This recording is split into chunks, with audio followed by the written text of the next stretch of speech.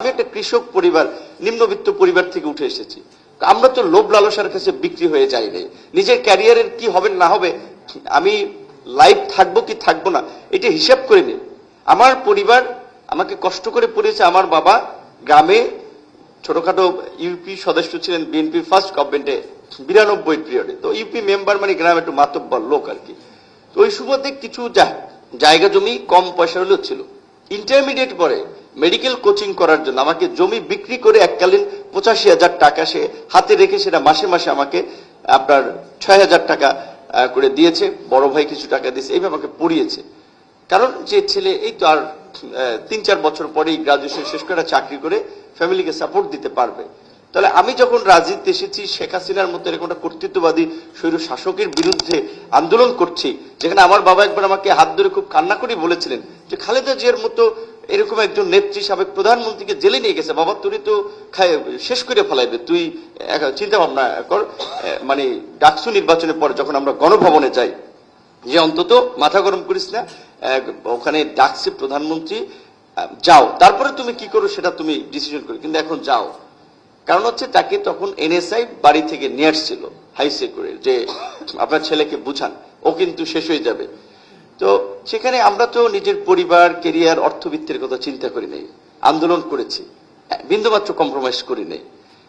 গণ অভ্যুত্থান পরবর্তী আমাদের তরুণরা যারা ওই কয়েকজন 18 সালে আন্দোলন করেছে, যেখানে গোটা তরুণদেরকে ধারণ করার কথা ছিল, তাদেরকে নিয়ে বাংলাদেশের রাজনীতি, রাষ্ট্র, সমাজের একটা গুণগত পরিবর্তনের জন্য একটা লড়াই চালিয়ে যাওয়ার কথা ছিল। বাট তারা দেখলাম, আমি শুনেছি মিলিটারি গভর্নমেন্টের সময়, মান্না ভাই বলেছেন আর সিনিয়র নেতারা বলছেন, মিলিটারি গভর্নমেন্টের সময় এই ছাত্র নেতাদেরকে নাকি ডাকতো, সুবিধা টুবিধা অফার করতো, বাট তারা নেয় নেই। সেই সময়ও এখানে বামপন্থী রাজনীতিবিদ যারা 90 কিংবা তার আগেরও নেতৃবৃন্দ ছিলেন, তারা তো তাদের এক্সপিরিয়েন্স আছে। কিন্তু এদেরকে তো অফারের আগেই এরা গাড়ি বাড়ি টাকা পয়সার দিকে ছুটতে লাগলেন, ক্ষমতা উপদেষ্টা হয়ে গেলেন। 71-এর মুক্তিযুদ্ধ তো ছাত্ররাই সংগঠিত করেছিল। তৎকালীন ছাত্রলীগের সভাপতি, সেক্রেটারি, ডাকসুর বিপিজিএস, তাদেরকে মুক্তিযুদ্ধের 4 খলিফা মানে বলা হতো তাদের রোলের কারণে বা ভূমিকার কারণে। কই তারা তো কেউ এই শেখ মুজিবের মন্ত্রিসভায় যায় নাই যে না আমরাই এখন রাষ্ট্র চালাবো। 90-এর আন্দোলনে রাজনৈতিক যখন নেতৃবৃন্দ ঐক্যে আসতে পারে নাই, ব্যর্থ হচ্ছে, তারা পারতেছে না, যখন সর্বদলীয় ছাত্র ঐক্য গঠন হয়েছে, তখন এরশাদের পতন ত্বরান্বিত হয়েছে। জিয়াদের লাশকে ঢাকা বিশ্ববিদ্যালয়ে তারা যখন শপথ করেছে, জিয়াদের লাশ হয়ে যে আমরা এরশাদের পতন না ঘটিয়ে আমরা ক্যাম্পাসে ফিরবো না, ঘরে ফিরবো না। সেই 90-এর ছাত্র নেতারা তো একটা ফর্মুলা দেয় নাই যে আমরা গভর্নমেন্টের অন্থার শেয়ার, বাকিরা অমুক, এই প্রক্রিয়া হবে।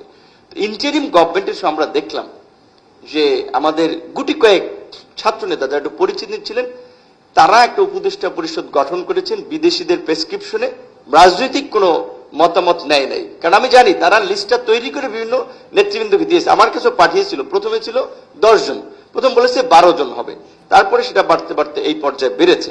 এবং তারপরে কি হয়েছে, তারা এই তরুণ যেই সংগ্রামী, বিপ্লবী, পরিবর্তনকামী প্রজন্ম, তাদেরকে করাপ্টেড করেছে। ডিসি অফিসে, এসপি অফিসে এম্পাওয়ার করেছে যে ডিসি অফিসে চাল, গম, ডাল এগুলো তোমরা ভাগ করবা, ডিসি অফিসে বরাদ্দ হয় এগুলো তোমরা ডিস্ট্রিবিউশন করবা।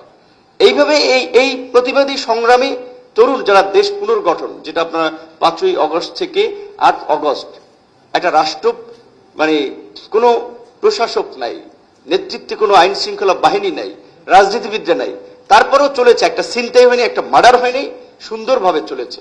সবাই স্বতঃস্ফূর্তভাবে দেশ পুনর্গঠনের মানে কাজে অংশগ্রহণ করেছে।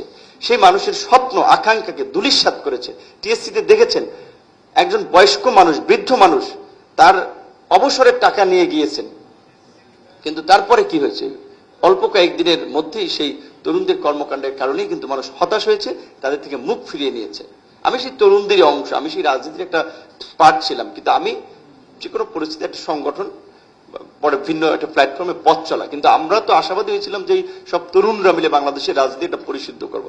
আজকে ধরেন এই যারা উপদেষ্টা হয়েছে, এরা যদি উপদেষ্টা না হয়ে বাইরে থেকে প্রেশার গ্রুপ হিসেবে দুর্নীতির বিরুদ্ধে আওয়াজ তুলতো, সংস্কারের প্রশ্নে আওয়াজ তুলতো, রাজনৈতিক দলগুলোকে, যেটা আজকের এই টকিং পয়েন্টসে দেওয়া আছে, রাজনৈতিক দলগুলোতে এই অন্থার 33% নারী প্রতিনিধিত্ব, নির্বাচন কমিশন অনেকদিন ধরে বলে আসছে, বড় রাজনৈতিক দলগুলো পারে নাই, এইখানে যদি ইনপুট দিত, কিংবা এই সংসদ নির্বাচনে, যেটা আমাদের একজন নারী বন্ধু বলেছেন 5% নারী প্রতিনিধিত্ব দেওয়ার কথা ছিল, ওইখানে যদি তারা স্ট্রিক্ট থাকতেন যে 10% উইমেন রিপ্রেজেন্টেটিভ দিতে হবে, আন্দোলনকারী তরুণদের থেকে একটা প্রতিনিধি প্রত্যেক দলকে দিতে হবে, এই মৌলিক পরিবর্তনের জায়গা যদি থাকতেন, আর দেশটা কিন্তু একটা ভিন্ন দিকে যেতে পারত। বরঞ্চ এই মানে আন্দোলনের সেন্টিমেন্টকে ব্যবহার করে তারা তরুণদেরকে বিভক্ত করলেন, একটা শ্রেণীর তরুণদেরকে চরম পর্যায়ে করাপ্টেড করলেন, এবং মানুষের এই পরিবর্তন বা তরুণদেরকে ঘিরে নতুন স্বপ্নের সেই আশাটা কিছুটা আসলে